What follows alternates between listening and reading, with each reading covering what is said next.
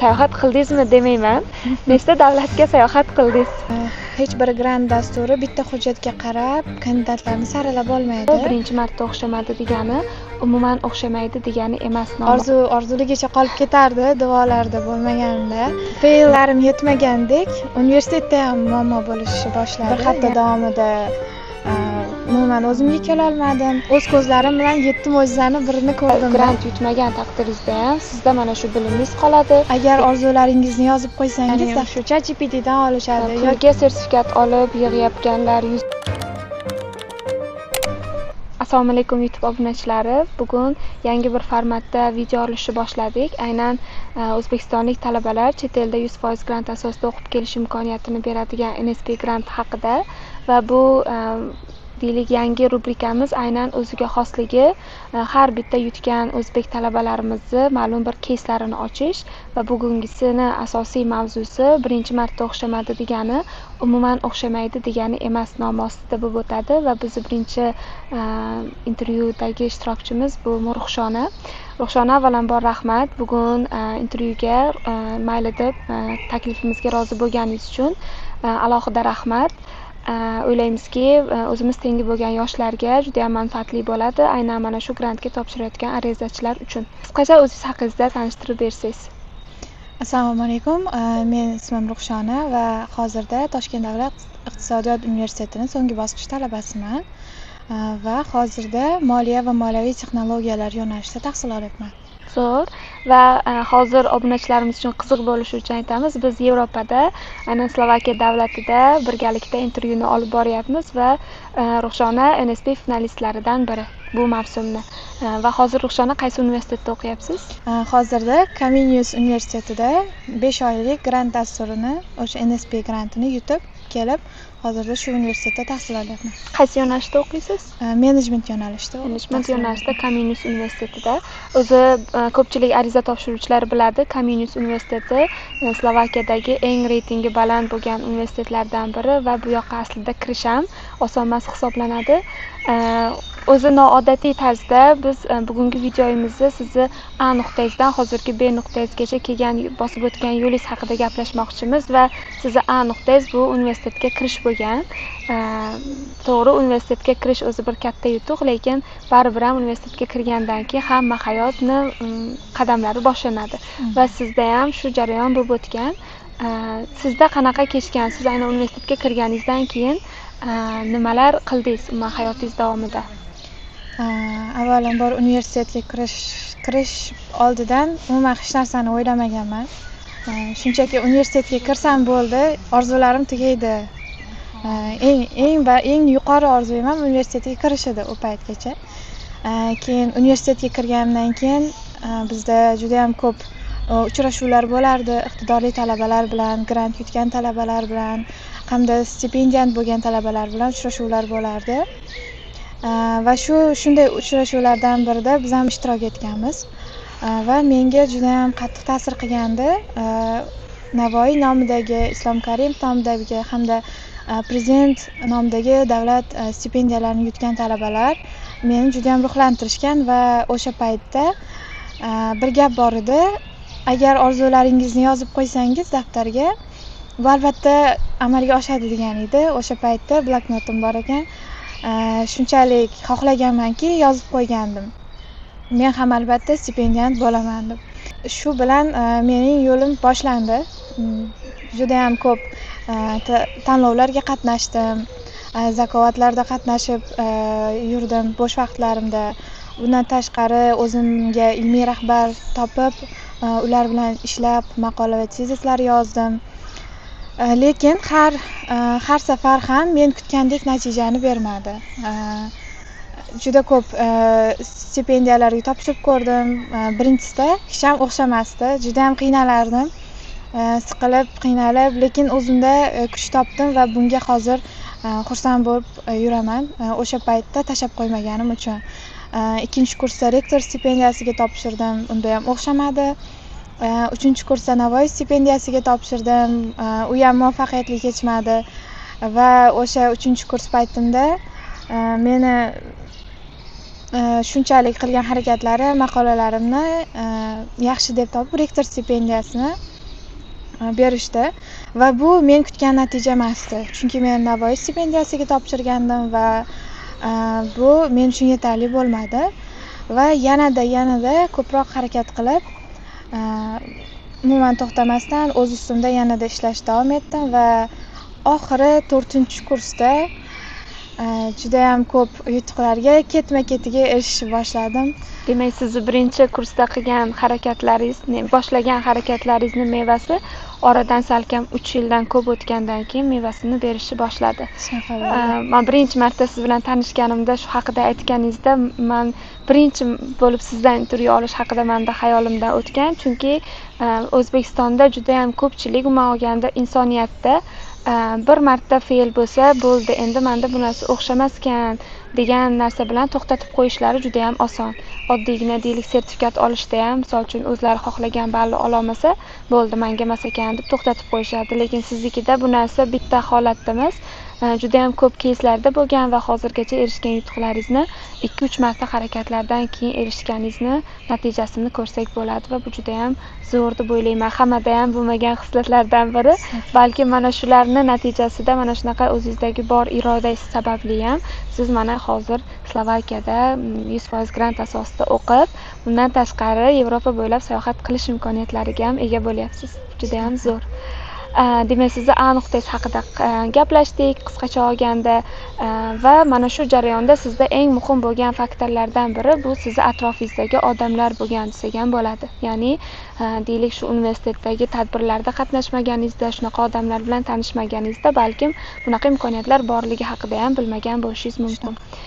Endi NSP ga kelsak, siz NSP ga o'zi dastur shartiga ko'ra 2,5 yildan keyin topshirish imkoniyatiga egasiz va siz 3-kursingizda bu grantga ilk marta topshirdingiz. Qayerdan o'zi bu grant haqida eshitdingiz? Bu o'sha boya aytgandek, atrofimda iqtidorli talabalar juda ham ko'p edi va ular bir nechtasi NSP grantini bilishardi. Borib o'sha grantlarni yutgan talabalar atrofimda juda ham ko'p edi. Va ulardan ruhlanib men ham topshirib ko'rishga harakat qildim va bu boshlanishi shu 3-kursni 2-semestrdan boshlangan. Ya'ni 3-kursning 2-semestrida menda 2,5 semestrlik baholarim bor edi va men ya'ni eligible edim shu grant dasturi uchun. To'g'ri. Va mana shu joyda juda ham bir og'liqli hikoya boshlandi. Yana sizni doimiy deylik odatlaringizga aylangan fe'llar keldi. Ya'ni birinchi topshirganda har doim fe'l va NSP da ham siz juda ham yaxshi ishonch bilan topshirgansiz, hujjatlaringizga ishonchingiz baland bo'lgan, chunki 3 yil davomida siz yaxshigina background yig'gan bo'lgansiz va mana shu narsalarni hujjatlaringizda ko'rsatdingiz. Lekin kutilmagan natija va fe'l. Mana shu jarayonda siz nimani his qildingiz va bu narsa sizni sindirib qo'ydimi yoki yana harakat qilishga bo'lgan qanaqa sizda o'zingizga bir kuch topdingiz? 3-kursning yarmigacha rostdan ham menda juda ham ko'p yutuqlarim bor edi. Ya'ni juda ham ko'p bo'lmasa-da, o'zimning tengdoshlarim orasida yetarli darajada edi. Hujjat topshirishda men hech qanday kurslarga ham bormadim, chunki menda bu borasida tajribalar bor edi. Oldin ham motivatsion xatlar, tavsiyanomalar va CVlar to'ldirib yurgandimda oldin ham bilardim bu haqda va shunday qilib 3-kursning 2-semestrida men topshirib ko'rdim, ya'ni 4-kursni boshida o'qish uchun. Shu menda umuman qanday desam bo'ladi, juda ham ko'nglim to'q edi hujjatlarimdan, umuman xatosi yo'q deb o'yladim va yutishni shunchalik xohladim va ishondim. Lekin javoblar chiqdi. Ismimni bir necha marta qidirdim, yo'q. Balki almashib qolgandir familiyam bilan ismim deb o'yladim. Yana yo'q, qaradim. Lekin men bilan topshirgan kursdoshlarim, men bilan topshirgan tanishlarimning hammasini ismi bor edi. Bu juda ham alamli edi. Ular uchun xursand bo'lsam-da, men nima uchun qolib ketganimni hech ham bilmasdim. Bu shunchalik ishondimki o'zimga, yutaman deb o'yladim va bu ismimni ko'rmaganimdan keyin ozgina shok ham bo'ldim. Bir hafta davomida umuman o'zimga kela olmadim, chunki bilasiz, grantni yutgandan keyin sizga xat keladi. Sizda shuncha ball bor edi, sizda ballingiz yetmadi, ya'ni masalan 33 dan 27 oldingiz, sizga o'tish balli bo'lsa 28 edi, bir ball yetmadi deydi yoki sizdagi kamchiliklaringiz shu deb aytib ketishadi. Lekin mendagi keys umuman boshqacha edi. Menda na xato bor edi va na kamchiliklarim bor edi va na balim yetmagandida. Shunchaki menga berilgan qabul xatini original nusxasini Slovakiyadagi universitet kech yuborgan edi va shu bilan hujjatlarim umuman tekshirilmagan va shunday qilib qolib ketdim. Juda ham alamli bo'lgan. Ya'ni o'sha to'g'ri aytasiz, qabul xati aslida siz tomoningizdan yuborilishi kerak emas, bu narsaga siz mas'ul emassiz. Lekin shu universitetdagi tashkiliy masalalar sabab sizni qabul xatingiz mana shu NSP grantini tashkilotiga yetib bormagan vaqtida va bu hujjatlaringizni ko'rib chiqmasligiga sabab bo'lgan va eng qizig'i qayerda nima xato bor, nima umuman bilolmaysiz. Juda ham masalan agar meni holatimda shunaqa bo'lsa juda ham og'riqli bo'lardi. Lekin bu narsa sizni to'xtatmadi-da. Yana bir marta harakat qilib ko'rishni xohladingizmi yoki qanaqa bo'ldi shu jarayon? Nega yana ikkinchi marta harakat qilib ko'rishim kerak degan bir fikringiz bor edi? Men shu umuman xatolarimni ham bila olmadim. Mendagi kamchilik nimaligini bila olmadim birinchi urinishimda va o'zimga isbotlagim keldi. Men ham bu grantga loyiqman. Chunki o'zimda shuncha feillarim bor edi. O'zi shu paytgacha ham fail bilan yurib kelgan bo'lsam, bu ham fail bo'lgandan keyin men o'zimda motivatsiyam tushib ketdi. Boshida bir haftacha, 2 haftacha o'ylanib yurdim va o'zimga isbotlayman deb oldimga maqsad qo'ydim. Men ham bunga erisha olaman. Ulardan kamchiligim yo'q degan g'oya bo'ldi va yana bir marta harakat qilishga kirishdim o'sha paytda. Endi qiziq savol, ya'ni sizda birinchi marta qilganingizda o'sha sizning qo'lingizda tayyor hujjatlaringiz bor edi va ikkinchi martada ham aslida mana shu hujjatlar kerak xolos. Lekin siz qanaqa qildingiz? Xuddi o'sha hujjatni shunchaki topshirdingizmi yoki yana uni ustida ishladingizmi? Albatta bahorgi mavsum va qishki mavsum orasida vaqt bo'lganda menda vaqt bor edi. Hujjatlarimni yanada ham rivojlantirib, yanada ham kuchli kandidat bo'la olishimni isbotlashim uchun vaqt bor edi. Va men o'sha vaqt davomida Navoiy stipendiyasiga ham topshirayotgandim. Bu menga juda ham katta yordam berdi. Ya'ni o'z stipendiya uchun ham tanlovlarda qatnashgan, maqolalar yozgan bo'lishingiz kerak edi va men buni davom ettirdim. Orada monografiyalar yozdim, maqola va tezislar chiqardim, tanlovlarda qatnashdim. Va bundan tashqari eng muhimi work experience yig'dim bu borada. Undan oldingisida juda ham kam edi va bu mavsumda menda work experience ham qo'shildi. Ya'ni audit firmasiga ishga kirdim va bu audit firmasiga ishga kirishdan oldin ham menda sertifikatlar olishga vaqtim bo'ldi. Ya'ni SSA sertifikatlarini oldim. F1, F2, F3 hamda F7 sertifikatlarini qo'lga kiritib mana shu audit firmasiga ishga kirishga muvaffaq bo'ldim.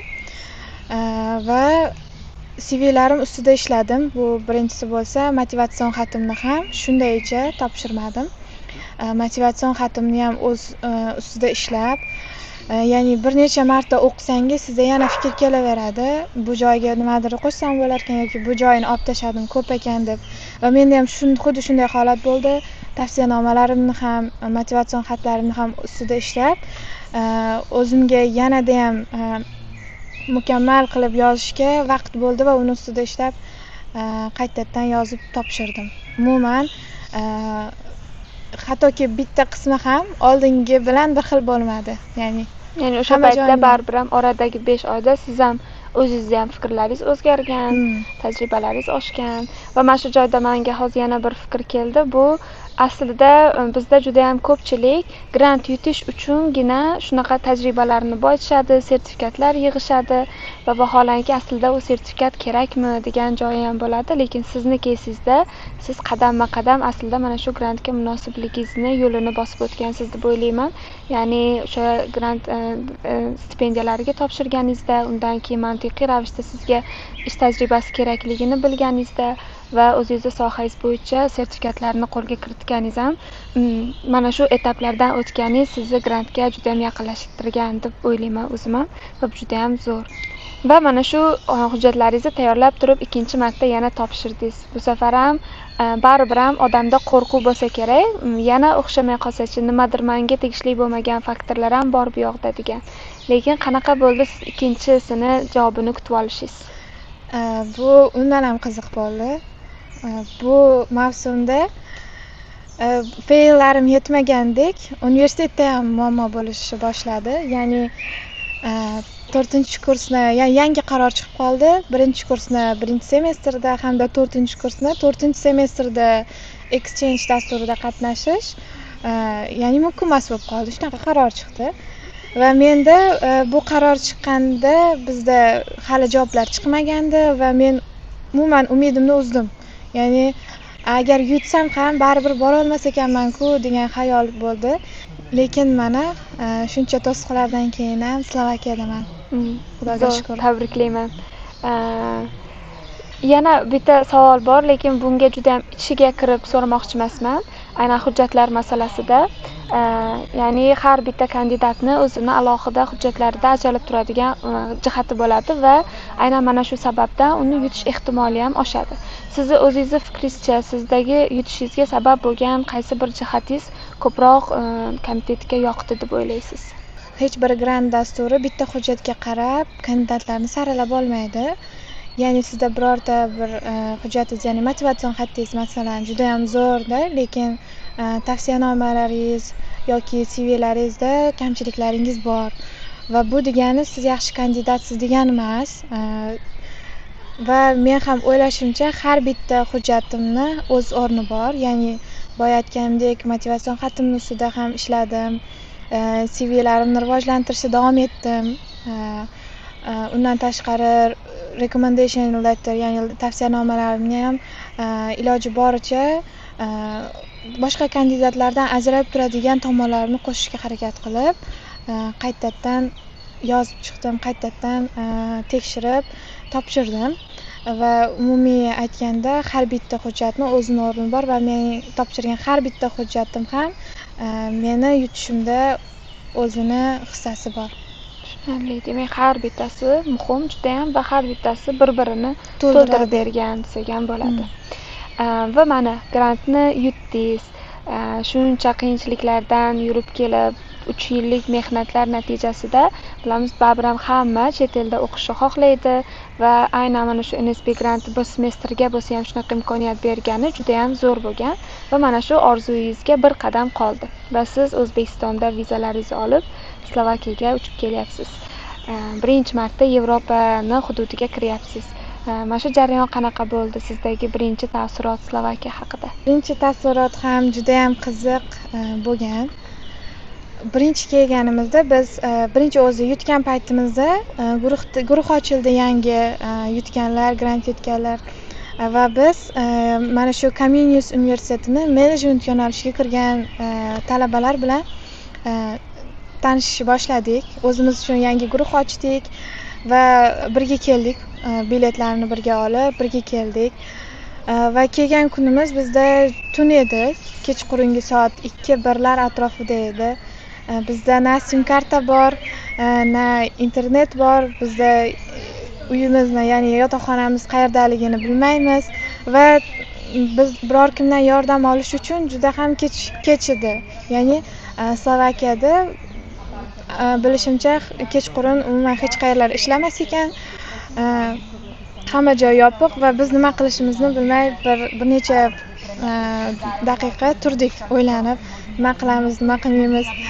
Va o'sha paytda ikkita talabalar o'tib ketishayotgan ekan va biz ulardan yordam so'rashga harakat qildik. Ularni slovak tilini ham bilmasdik, rus tilida harakat qilib ko'rdik. Ya'ni yaqinmikan, tushunisharmikan desak, baxtimizga ular ukrainalik talabalar ekan va rus tilida bemalol gaplashishar ekan. Va ulardan yordam oldik. Ular shunchalik bizga yordam berishdiki, hattoki o'sha Bolt taksi ekan bu yerda, Bolt nomli o'sha Bolt nomli taksini chaqirishdi. Biz 6 kishi edik. 4ta bo'lib ketamizmikin deb turganimizda yo'q, ular 6talik mashina bor deb bizga 6talik mashinani chaqirib, hattoki o'sha chaqirib berib ketib qolishmadi. Bizni ketgunimizcha yuklarimizni mashinaga ortib, mashina yurguncha kutib turishdi. Bu menda juda ham yaxshi taassurot qoldirdi. Ya'ni Slovakiyadagi birinchi taassurotim, ya'ni birinchi kelganimdagi experience juda ham men uchun quvonarli va nima desam bo'ladi, juda ham hamma joyda yaxshi odamlar bor. Yaxshi odamlarni ko'rganimdan juda ham xursand bo'ldim. Ya'ni men bu yerda qiynalmayman hali degan fikrlar o'tdi. Juda ham yaxshi, chunki birinchi kelishda juda ham ko'pchilikda nima deydi, shok qiladigan vaziyatlar to'g'ri kelib qoladi.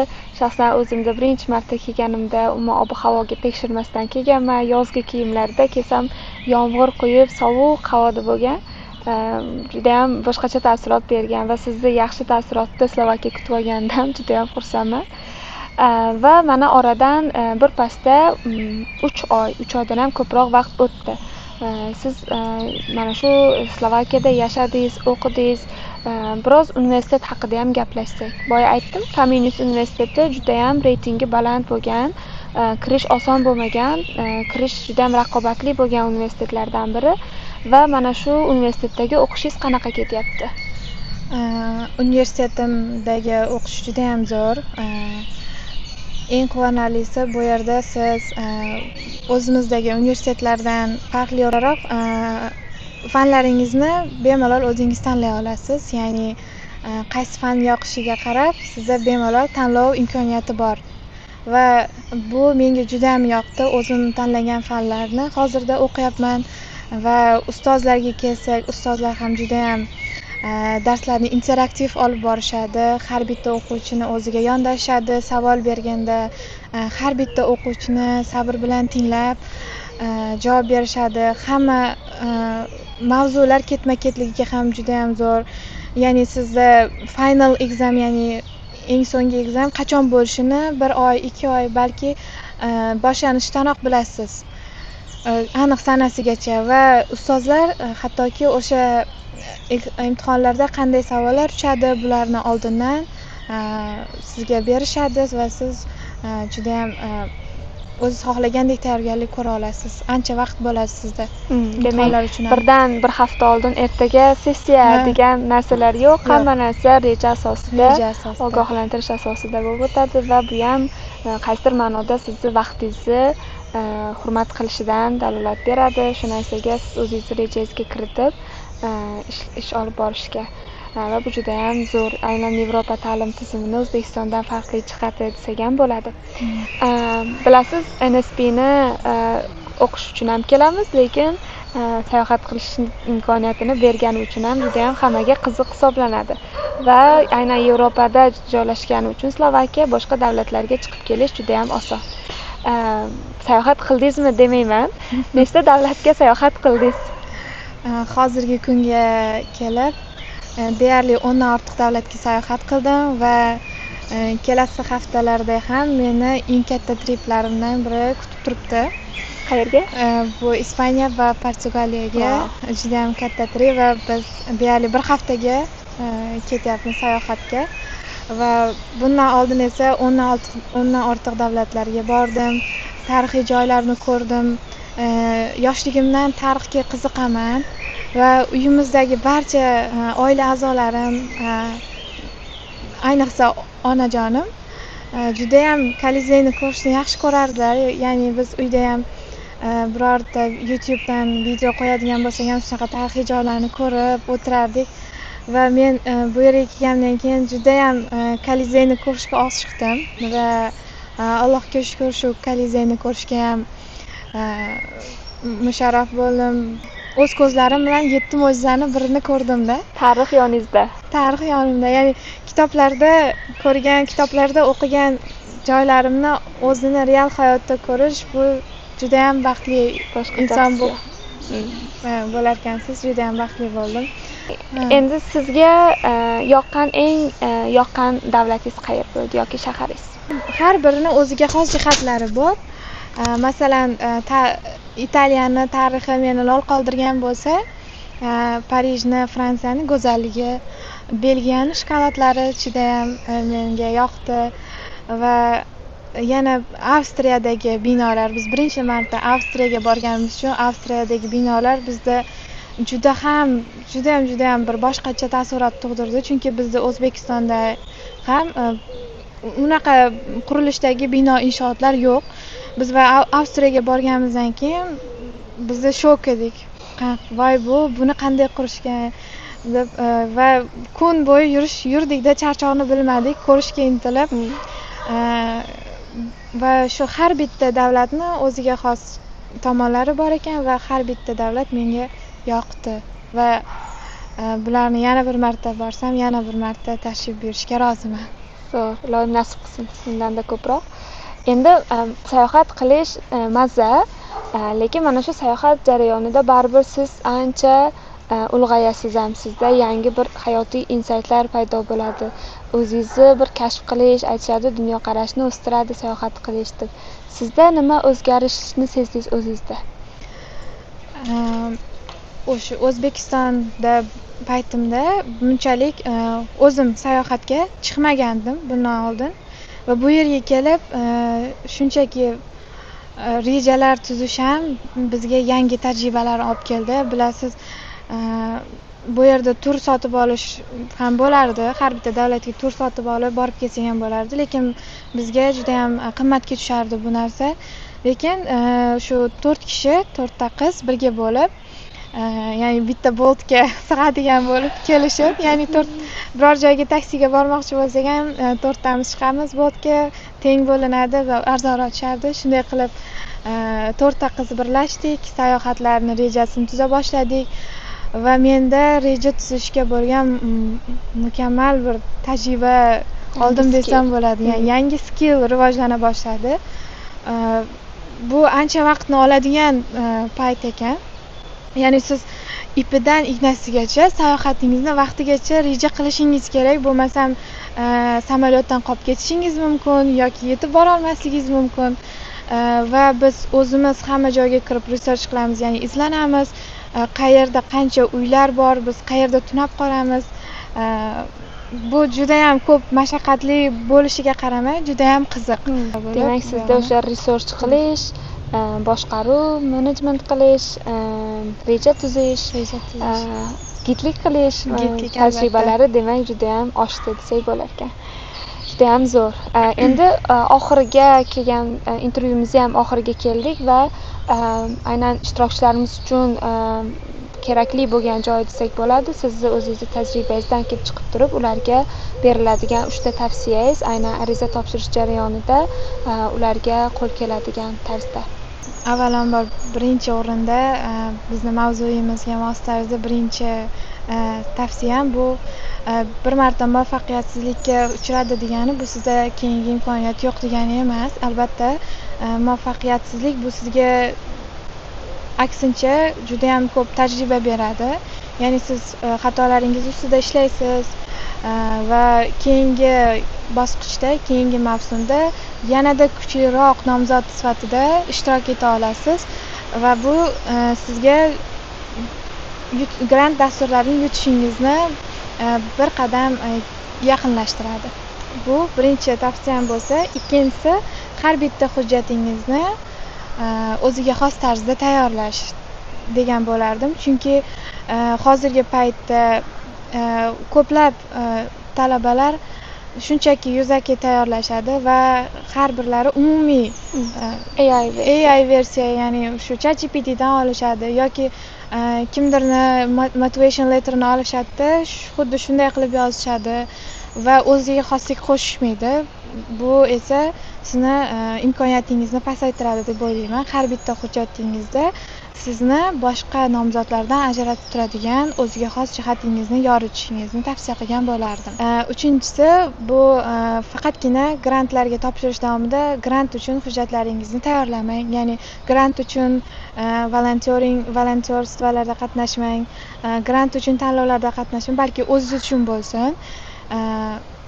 Bu sizni faqatgina grant uchun emas, balki siz bu grantni yutmasangiz keyingi grant uchun mos bo'lishingiz mumkin. Shuning uchun faqatgina bitta grant uchun emas, balki o'zingizni ustida ishlash uchun, rivojlantirish uchun mana shu hujjatlaringizni boyiting. Ya'ni experience oling, sertifikatlar ustida ishlang va bular o'z-o'zidan sizni CV'ingizni kuchli qilib qo'yadi. To'g'ri aytasiz, chunki bizda pulga sertifikat olib yig'ayotganlar, yuzlab sertifikatlar yig'ayotganlar bor, lekin bu sertifikatlarni hammasini bitta qilganda, bitta sizda deylik bir ideal bir kandidatni chiqazib bera olmaydi. Qaysidir sertifikat geografiyadan olinyapti, qaysidir sertifikat tildan olinyapti va qaysidir maqtov yorlig'i tarixdan olinyapti va bu umuman olganda bir-biriga bog'lanmagan tarzda shunchaki grant uchun qilingan sayoz harakat hisoblanadi va buni ham siz yana bir marta o'zingizga kelsangiz aytyapsizki, ertaga grant yutmagan taqdiringizda ham sizda mana shu bilimingiz qoladi. Bu bilimingizni siz boshqa dasturlarga, balkim ish joylariga bemalol ishlatsangiz ham bo'ladi degani. Bunga juda ham qo'shilaman. Shu joyda bugungi intervyuimizni tugatamiz. Yana bir marta aytaman, o'zingizning fikrlaringizni, o'zingizning tajribangizni bo'lishganingiz uchun rahmat va ishtirokchilarimizga juda ham yaxshi bir keys bo'lib berdiki, birinchi marta o'xshamadi degani bu ikkinchi marta o'xshamaydi degani emas. Shunchaki sizga ikkinchi marta topshirishga berilgan bir imkoniyat hisoblanadi va mana shuni siz yorqin bir namunasi bo'lib berganingiz uchun juda ham xursand bo'ldim. Ishtirokchilarimiz uchun manfaatli bo'lsin, foydali bo'lsin. Mana shu niyatda boshladik bu ishimizni va juda ham ko'pchilikka aynan o'zbek tilida kontent sifatida yetib borishini umid qilib qolamiz. Rahmat yana bir marta. Sizga ham katta rahmat. Agar foydali bo'lsa, men juda ham xursand bo'lardim. Va shu joyda men ham rahmat aytmoqchiman. Meni yoshligimdan qo'llab-quvvatlab, mana shu chet ellarga ruxsat berib, har bitta duolarida meni sog'lig'imni, mana shu o'qishlarimni va orzularimga yetishimni duo qilgan ota-onamga katta rahmat aytmoqchiman. Ularsiz bu umuman orzuligicha qolib ketardi, duolarda bo'lmaganimda va kelajakda ular bilan ham kelish nasib qilsin. Va aytmoqchiman, har bitta yutuqlaringiz albatta sizni shu qilayotgan ishlaringizga bog'liq bo'lishi mumkin, lekin albatta buning orqasida sizni ota-onangizning duolari, yaqinlaringizning duolari sizni qo'llab turadi va shuning uchun ham juda ham katta rahmat aytmoqchiman ota-onamga. Mana shu yerlarda, Slovakiyada, ya'ni shu Yevropani kezib yurganim uchun ham kattakon rahmat ota-onamga. Ularsiz bu men uchun tush bo'lardi. To'g'ri, ota-onamizni qo'llab-quvvatlashi hamma narsadan muhim hisoblanadi. Ular qo'llab-quvvatlasa, siz ham ichingizdagi ishonchingiz bilan, xotirjamligingiz bilan bemalol harakat qilasiz, o'zingiz ustingizda ishlaysiz va mana shu duolar natijasida shunaqa muvaffaqiyatlarga erishib yuribmiz. Bu uchun alohida rahmat. Qiz bola bo'lsak-da, bizga shunday imkoniyatlarni berishgani uchun ham juda ham katta rahmat, chunki bilasiz, ayniqsa O'zbekistonda qiz bola bo'lsa, qo'y, nima qilasan, ko'chaga chiqma, uyda o'tir degan gaplar bo'ladi, lekin bizga ishonib, bizni shunchalik uzoqlarga o'zimizni qo'yib yuborishgani uchun ham katta rahmat. Rahmat sizga ham. Nariroqqa zo'r bo'ladi. Shunaqa qiling. Parijni ko'rdim va ko'rib tursiz shu yerda mana. Itingni ol. Yo'q.